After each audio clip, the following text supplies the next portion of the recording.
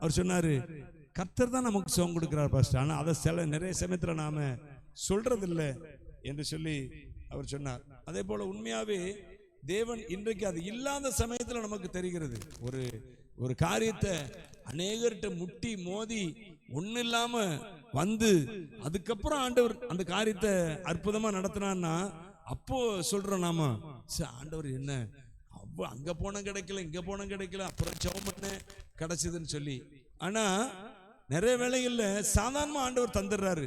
இன்னைக்கு சாப்பிட ரூபாய் தர்றாருன்னா, இன்னைக்கு சாப்பிட அரிசி இருக்குதுன்னா அது கர்த்தருடைய கிருபை. அல்லேலூயா. அது இல்லாம எவ்வளவு பேர் இருக்காங்க. அப்போ நம்ம அதை சொல்றது இல்ல. கர்த்தர் நித்தமும் நம்மை நடத்துகிறார். ஆண்டவர் இனியும் சொல்லுகிறாரு, கர்த்தர் நித்தமும் உங்களை நடத்துவார். ஆமென் சொல்லுங்க. அல்லேலூயா. நித்தமுன்னா சாதாரண தட்டுப்பாட்டுல இல்ல, உங்களை செழிப்பா நடத்துவாரு. அடுத்தவர் சொல்றாரு பாருங்க, கர்த்தர் நித்தம் உன்னை நடத்தி மகா வறட்சியான காலங்களில் உன்னை திருப்தியாக்குகிறார். சும்மா நடத்துறது இல்ல, அவர் உன்னை எப்படி நடத்துகிறாராம்? திருப்தியா நடத்துகிறாரு. சங்கீதக்காரர் சொல்றாருல, கர்த்தரின் மேய்ப்பரா இருக்கிற நான் தாழ்ச்சி அடையேன், அவர் என்னை புல்லுள்ள இடங்கள்ல மேய்த்து, அவர் தன்னை ஒரு ஆட்டை போல உருவகித்து சொல்லுகிறார். அவர் என்னை புல்லுள்ள இடங்கள்ல அவர் மேய்த்து, சும்மா வறட்சியான இடங்கள்ல அவர் மேய்க்கிறது இல்ல. அவர் மேய்த்தால் எப்படி மேய்க்கிறார், அதே போல நம்மை திருப்தியா நடத்துகிறார். கர்த்தர் நம்மை நடத்துகிறார். நித்தமும் எப்படி நடத்துகிறான்னா நம்மை திருப்தியாய் நடத்துகிறார். அல்லேலூயா.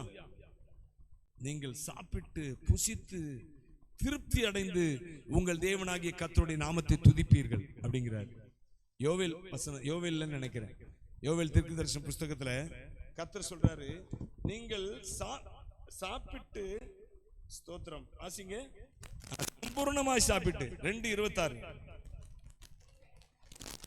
நீங்கள் சம்பூர்ணமாய் சாப்பிட்டு, என்னது சம்பூர்ணமாய் சாப்பிட்டு. அன்னைக்கு இஸ்ரவேல் ஜனங்கள் வனாந்திரத்துல நடந்து வரும்போது அவங்க காடையை கேட்டாங்க. அந்த காடை மூக்கு வழியா வெளியே வர்ற அளவுக்கு ஆண்டவர் கொடுத்தாராம். அல்லேலூயா.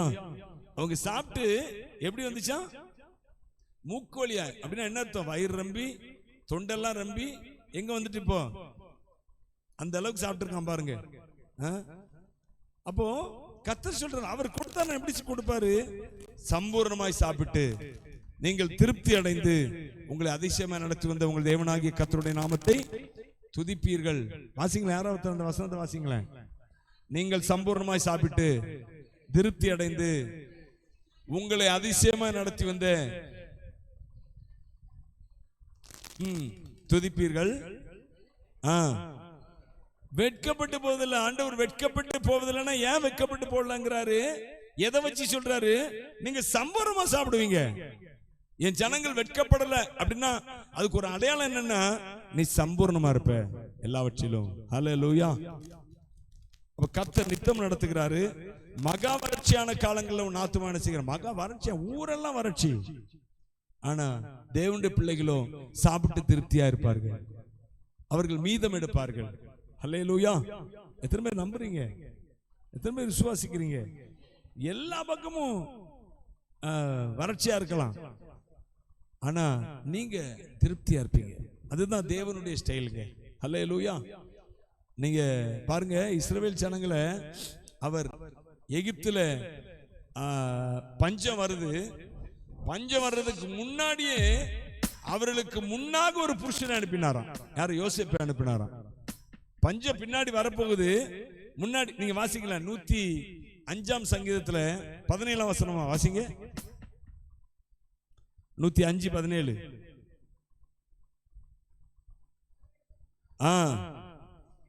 ஒரு புருஷனை அனுப்பினார். போதும். எதுக்கு தெரியுமா? அவங்க எல்லாம் பின்னாடி போறாங்க. எத்தனை வருஷம் கழிச்சு? கிட்டத்தட்ட ஒரு 13, 14, 15 வருஷம் கழிச்சு போக போறாங்க. யாரு? இஸ்ரவேல் ஜனங்கள். ஒரு 70 பேர் மட்டும் அங்க இருக்கிறாங்க. அவங்க போகணும்.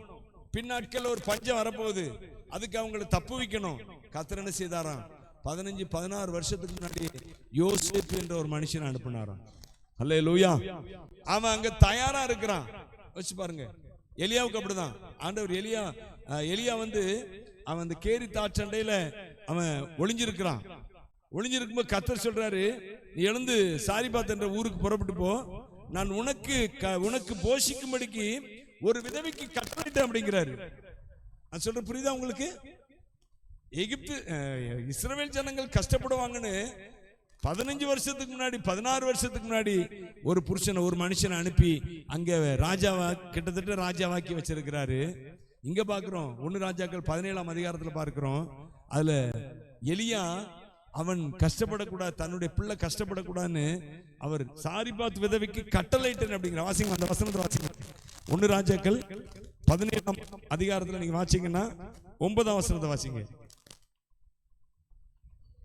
நீ எழுந்து சீதோனுக்கு அடுத்த சாரிபாத் ஊருக்கு போய் அங்கே தங்கியிரு. பாத்தீங்களா, உன்னை பராமரிக்கும்படி ஒரு விதவைக்கு கட்டளையிட்டேன். அல்லேலூயா. உன்னை பராமரிக்கும்படிக்கு அங்க ஒரு விதவைக்கு நான் கட்டளையிட்டு இருக்கிறேன் அப்படிங்கிறாரு. அவர் கட்டளையிட்டு இருக்கிறேன். என்ன கட்டளையிட்டு இருக்கிறேன்? அங்க உனக்காக எல்லா சாப்பாடு எல்லா காரியங்களையும் நான் உனக்காக அங்க ஆயத்தம் பண்ணி வைத்திருக்கிறேன். யோசிச்சு பாருங்க. அங்க போனா அந்த விதவை என்ன சொல்ற தெரியுமா? நான் ஒரு அப்போ கொஞ்சம் எண்ணெய் இருக்குது, இது சாப்பிட்டு நான் என்ன ஆக போறேன்? சாக போறேன். நானும் என் விதவை, நானும் என் பையனும் என்ன செய்ய போறோம்? சாப்பிட்டு சாக போறோம் அப்படிங்கிறான். ஆனால் கர்த்தர் அங்க எலியாவை வைத்து அந்த சாரிபாத் விதவை போஷித்தார். அந்த சாரிபாத் விதவை வைத்து எலியாவை போஷித்தார். அல்லேலூயா. கையை வைத்து சொல்லுவோம். எனவே பிரியமானவர்களே, ஆண்டவர் உங்களை நித்தமும் நடத்துவார். ஒண்ணு, அடுத்து உங்களை திருப்தியாக்கி நடத்துவார். அல்லேலூயா.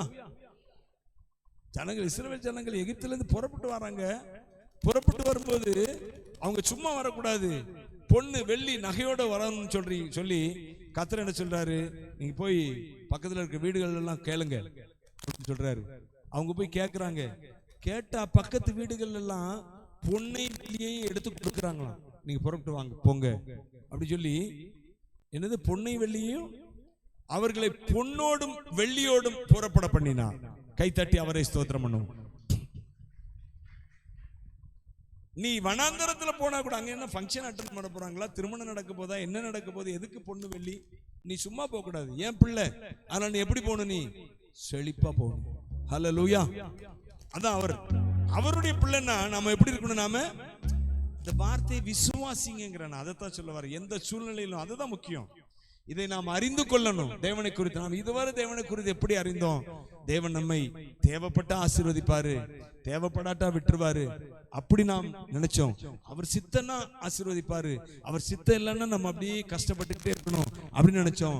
இப்ப என்ன நினைக்கணும்? என்ன நம்ம அறிவுக்குள்ள வரணும்னா, தேவன் நம்மை ஆசீர்வதிக்கிறவர். அல்லேலூயா. நம்மை குறைவிலே தள்ளுகிறவர் அல்ல. ஆமென் சொல்லுங்க. நாம் குறைவிலே இருக்கும்படி அவர் விரும்புகிறது இல்ல. அதை புரிந்து கொள்ளுங்க, அதை அறிந்து கொள்ளுங்க. எந்த சூழ்நிலையிலும் அதை அறிக்கை பண்ணுங்க. கர்த்தர் நிச்சயமாகவே உங்களை செழிப்பா நடத்துவார். அது மாத்திரமல்ல, நீங்க நீர் பாய்ச்சலான தோட்டத்தை போல. அது தொடர்ந்து வாசிங்க. கர்த்தர் நித்தம் உன்னை நடத்தி மகா வறட்சியான காலங்களில் ஆத்துமா திருப்தியாக்கி உன் எலும்புகளை நினமுள்ளதாக்குவார். நீ நீர்ப்பாய்ச்சலான தோட்டமாயிருப்பாய். வற்றாத நீரூற்று. நீ சொல்லுங்க, வற்றாத நீரூற்று நான். எல்லா தலையில கை சொல்லுங்க, வற்றாத நீரூற்று நான். நான் நீர்ப்பாய்ச்சலான தோட்டம். நீர்ப்பாய்ச்சலான தோட்டம் எதுக்கு தெரியுமா? நீர்ப்பாய்ச்சலான தோட்டம் எதுக்கு?